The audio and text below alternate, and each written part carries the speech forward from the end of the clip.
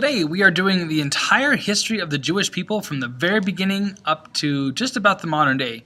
So it's going to be a lot of stuff that you may have heard in church because it's Jewish religious history and their beliefs. So first, there's a glue-in that goes in the composition books that has a lot of blanks that we'll be filling in.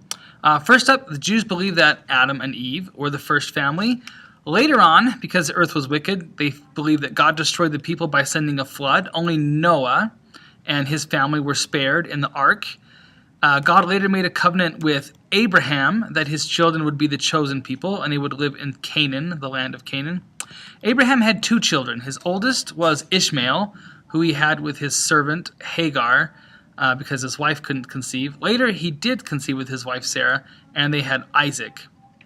Isaac is going to be one of the patriarchs. We've got the three patriarchs here. Abraham, Isaac, and Jacob are the fill-in-the-blanks. Now, Jacob, his name was later changed when he made a covenant with God to Israel. And Jacob, or Israel, had 12 sons who became the 12 tribes of Israel. Jacob favored his son Joseph, and his brothers didn't care for that, and Joseph was sold into slavery in Egypt by his brothers. But he did well in Egypt, and then due to famine, all of Jacob's family ended up moving to Egypt because Joseph was in control and in charge there. After Joseph's time, the Hebrews there were enslaved and spent 400 years working in Egypt until God called the prophet Moses to lead the people out of Egypt. And when all the people left Egypt, it's called the Exodus.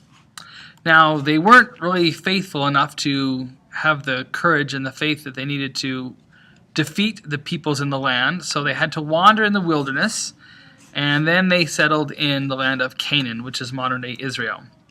For the first 350 to 400 years of Israelite history, they were ruled by judges, the reign of the judges, but they complained about wanting a king so much that the last prophet of the time in the reign of the judges, Samuel, anointed Saul to be king, and the first three kings of Israel are Saul, and then David, and then Solomon.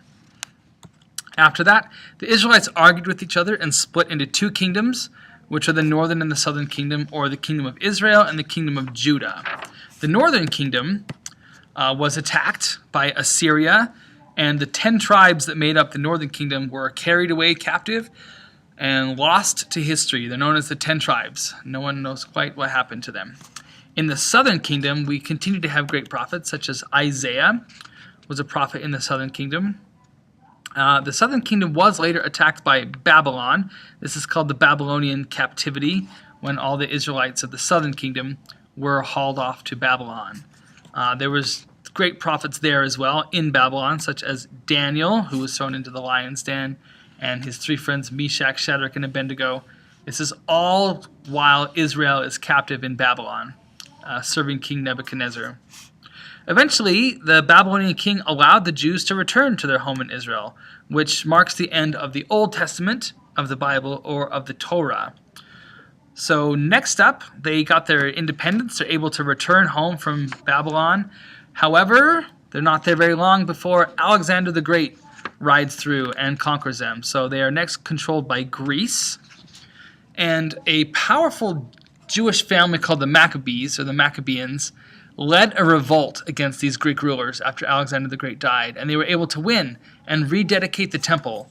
And the holiday of Hanukkah is a celebration of the rededication of that temple. So they were independent again, but that didn't last long. They were next conquered by General Pompey, who was from Rome. So now Israel is controlled and owned by the Romans, a Roman province. It was during this time that Jesus Christ taught and lived in the Roman Empire. About 40 years after his death, in the year 70 AD, the Jewish people had the worst idea ever and rebelled against the Romans, and Israel was absolutely destroyed. I mean, it was a horrible beatdown of the Jewish people. The entire city was destroyed, and the people were scattered throughout the world. The scattering of the Jews all over is called the diaspora, and any Jews who were fortunate enough to flee this destruction ended up in North Africa or Europe, or maybe over in Asia and the Middle East. During the Middle Ages, Jews were tolerated in some communities. In others, they were cruelly persecuted. The Jews who were lucky enough to have fled to North Africa actually did pretty well because it was controlled by the Muslims and they were tolerant of other religions. They just you had to pay a tax if you weren't Muslim, but other than that, you were left alone. Those who ended up in Europe or in Russia did not fare near as well. The Jews in Europe were persecuted. Particularly, they were blamed for the Black Plague.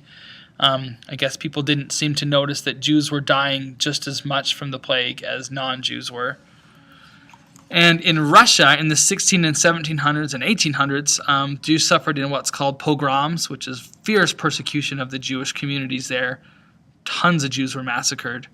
And then all of this culminated in the 1930s and the 1940s with the Holocaust, which took place in Germany and also Eastern Europe at the hands of the Nazis.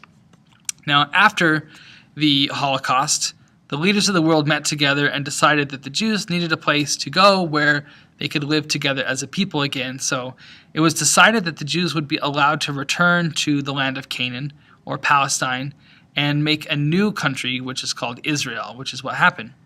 And of course, we'll be spending a lot more time on this modern history of the Middle East when we get later into the 20th century. And there we are.